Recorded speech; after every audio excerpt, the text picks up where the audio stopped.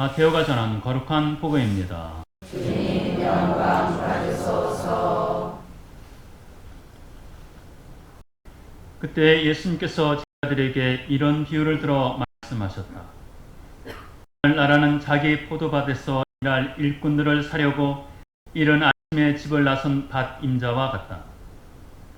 그는 일꾼들과 하루 한 데나리온으로 합의하고 그들을 자기 포도밭으로 보냈다.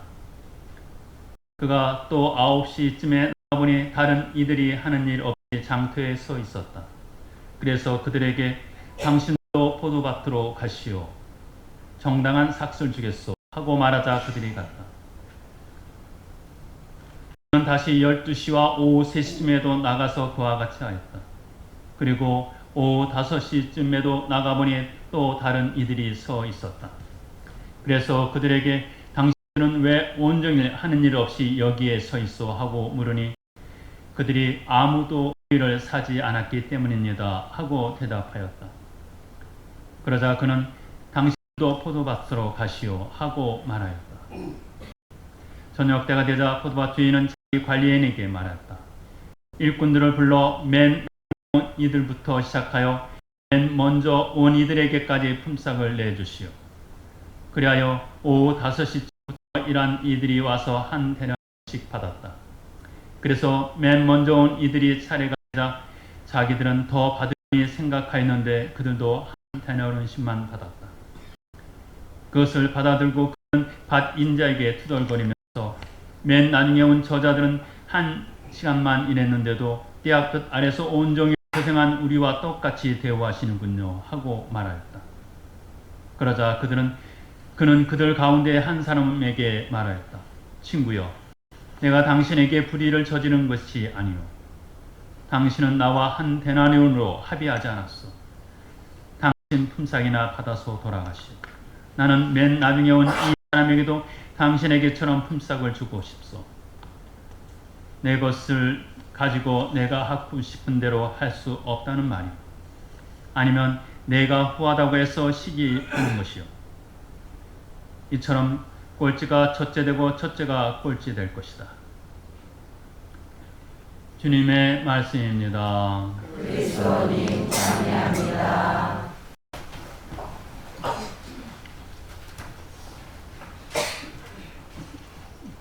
성경은 늘 항상은 아니지만 꽤 많은 경우 저를 아주 참 곤욕스럽게 만듭니다.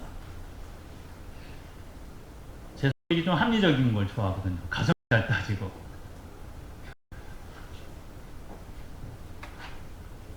내가 이른 아침부터 와서 일한 일꾼이었다고 생각하면 오늘 이 밭 임자의 이 처신이 어떻게 느껴질까요? 내가 오후 5시쯤 와서 일한 사람이었다면 나는 횡재한 기분일 거예요. 그렇지만 내가 아침 이른 시간부터 일한 사람이었다면 정말 무척 화가 났을 거예요. 그렇게 생각 안 했어요? 그럼 어떻게 했을까? 아마 무척 했겠죠. 사실 오늘 복음은 이런 식의 접근보다는 하늘나라에 대한 비유로 말씀하신 것이기 때문에 하늘나라에 들어감에 있어서 하늘나라에 가서 살 수 있는 자격에 있어서 유다 민족의 사람들은 누구보다도 우선권이 있다라고 생각했던 사람들입니다. 그래서 다른 이방인들보다도 나는 오랫동안 태어날 때부터 부모님 손 잡고 회당에 가서 기도하고 지키는 그 많은 율법들을 열심히 지키며 살았는데 어느 날 뜬금없이 그리스도교 신자라고 생각한 이방인들이 나도 천국에 갈 수 있다고 하니 그 천국에 나도 들어갈 자격이 있다고 하니 그건 좀 차별이 있어야 되는 거 아니야? 그렇게 생각하는 그들에게 천국은 너희같이 평생을 신앙생활을 했다 할지라도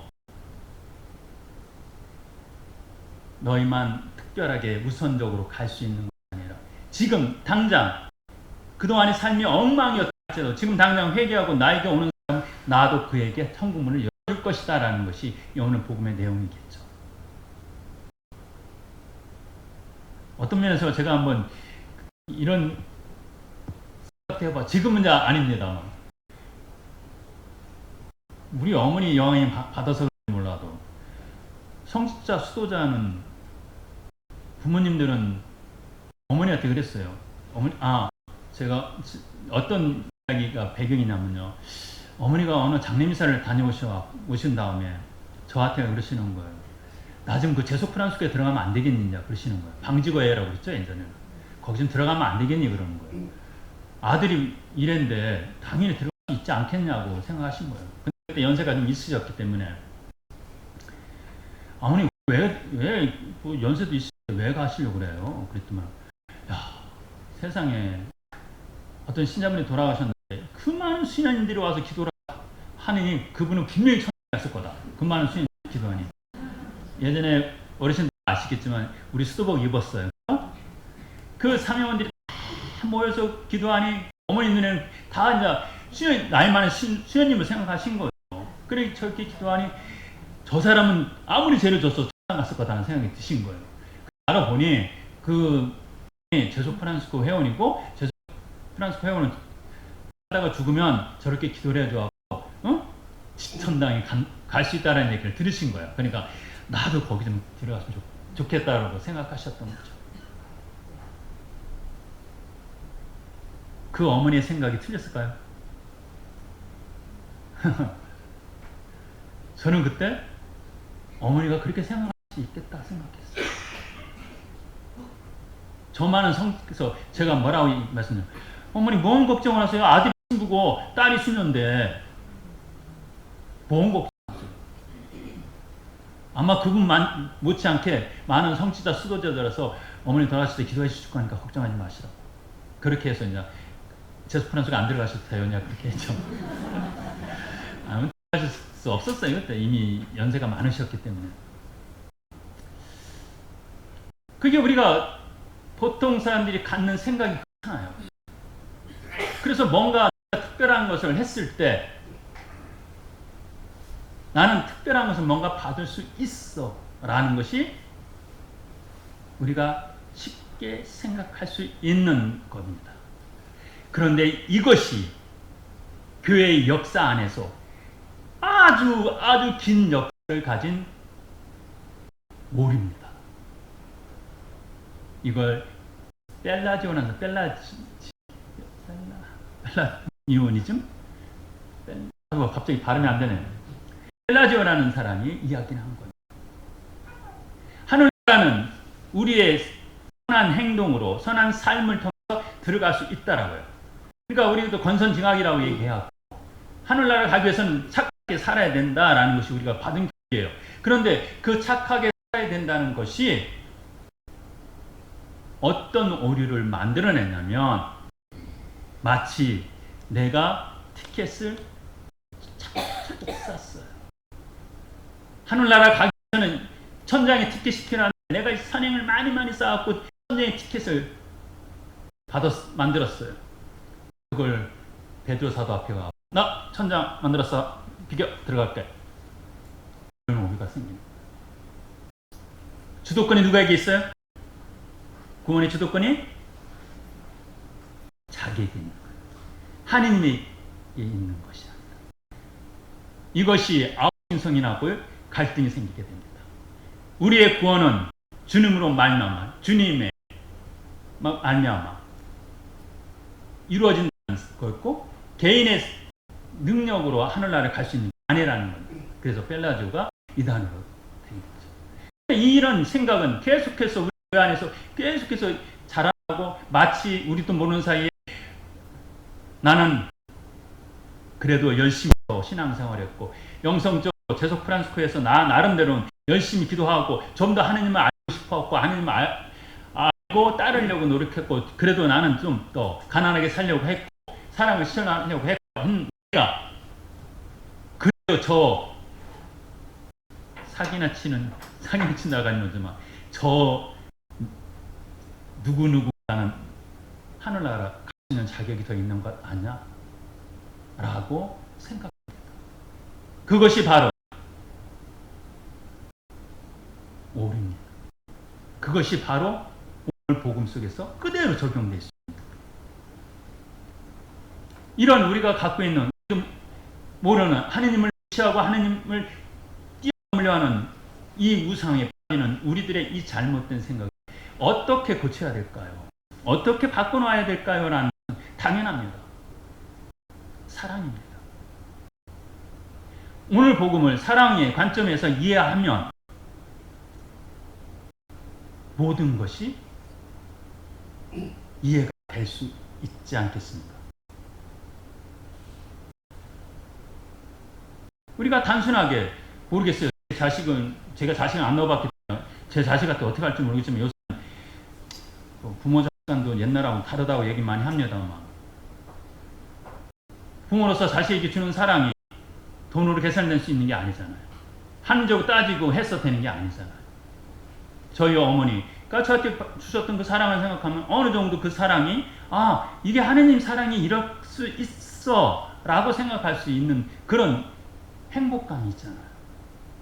그 사랑을 받은 제가 그 사랑을 또한 줄 수가 있는 것이 되겠죠. 물론 제가 우리 쉼터에서 살면서 우리 아이들 대할 때 더 사랑에 가하는 아이가 있고 비교해서 좀 덜 가는 아이가 있더라고요.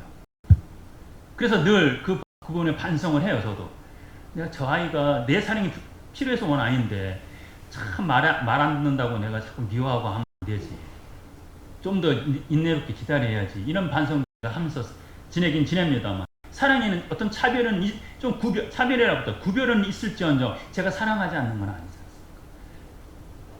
적어도 그 사랑을 남들이 볼 때는 왜 그런 애들 자꾸 검은 머리 좀 거두지 말라고 그러는데 왜 그 아이들하고 이렇게 지내려고 해요? 라고 말하는 분도 계십니다. 사고 치는 아이들하고 살면서 왜 그러냐고 또 그렇게 얘기하는 사람도 있어요. 감히 제가 말씀드린다면 제가 그 사랑을 내 부모한테 받았고 적어도 예수 그리스도는 그 사랑을 하라고 우리에게 이야기하고 있고 그것이 진리이기 때문에 당연히 해야 될 몫이에요. 이런 사랑의 마음으로 내 자신을 자꾸 바꾸려고 노력할 때 사랑 앞에서는 합리적인 거나 논리적인 거나 정의조차도 뛰어넘는 뭔가를 하게 됩니다. 어떤 면에서 오늘 복음이 정말 나한테 부담스러운 복음의 내용이고 나는 이거 못 받아들이겠어 라고 생각한다면 내 안에 사랑을 한번 생각해 보셔야 될 겁니다. 사랑의 체험이 제가 제 체험상 사랑을 많이 받은 사람이 사랑을 합니다. 하나님의 사랑을 계속해서 불러일으키는 우리의 노력이 있어야 됩니다. 그 사랑을 정말 오늘 복음 자체도 어느 쪽으로 나를 갖다 놓느냐가 사실 편할 수 있는데 저 같은 경우는 늦게 온 사람이 나다라고 나는 생각해요. 내가 아침에 일찍 온 사람이라고 나를 갖다 놓으면 나는 이 복음 받아들일 수 없어요. 거기에는 벨라지오처럼 교만해하는 것이 자리를 하고 있고 나는 내가 똑똑하다는 생각을 갖고 있고 그 생각으로 말미암아 하나님을 무시하는 그 오류에 빠질 수 있기 때문에 하나님의 사랑을 발견할 수가 없는 거죠. 그래서 복음을 받아들이는 그 상황에서는 사랑의 관점 안에서 복음을 읽고 느껴야지 그것이 내 것이 되고 그 안에서 하나님의 사랑을 느끼게 됩니다. 이 복음을 합리적이고 논리적이고 정의 차원에서 자꾸 해석해내기 시작하면 하나님의 사랑은 발견합니다. 하나님의 사랑을 느끼지 못한 사람이 다른 사람을 사랑하기 어렵습니다. 이 사랑의 주님이 우리를 하늘나라로 불러 올릴 때는 제가 믿는 것은 너가 얼마만큼 내 사랑을 알았느냐라고 물으실 것 같습니다. 얼마만큼 덕을 쌓았느냐가 아니라 네가 나를 얼마만큼 내 사랑을 얼마만큼 알았니? 라고 물으실 것 같아요. 그것이 당신이 나를 만났을 때 제일 먼저 하실 질문 그 사람을 쌓는 것이 하나님을 만나는 길이고 하나님을 느낄 수 있는 유일하고 확실한 길이라고 저는 생각합니다.